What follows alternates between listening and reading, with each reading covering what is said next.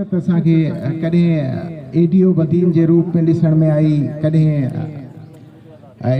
बदीन जे high school high priority स्कूलनि में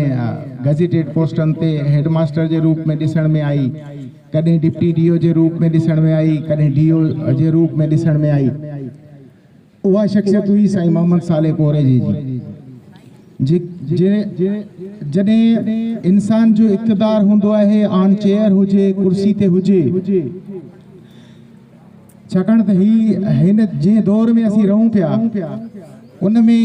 सिधी ॻाल्हि इहा आहे त हर कोई मतलब जो यार आहे, कुर्सी के सबको सलाम करे थो। ऐं हू बि असांजो हिते हिकिड़ो दोस्त वेठल आहे, उन जे वातायो असां ॿुधो त अचण वारे खे अस्सलाम वालेकुम, वञण वारे खे ख़ुदा हाफ़िज़।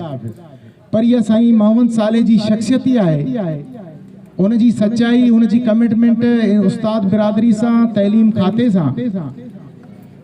उन जे बुनियाद ते अॼु बि साईं रिटायरमेंट खां थियण खां पोइ बि जेको आहे सो उस्तादनि जे दिलनि में मौजूदु आहे, तालीम खाते में मौजूदु आहे। ऐं अॼु बि जेके ऑन चेयर डीओज़ वेठा आहिनि उहे बि साईं जूं जेके आहिनि से ख़िदमतूं हासिल कनि था ऐं साईं खां रहनुमाई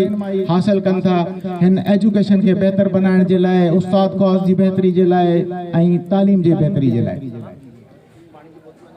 त साईं जी शख्सियत में जॾहिं साईं कुर्सी ते वेठा हुआ तॾहिं बि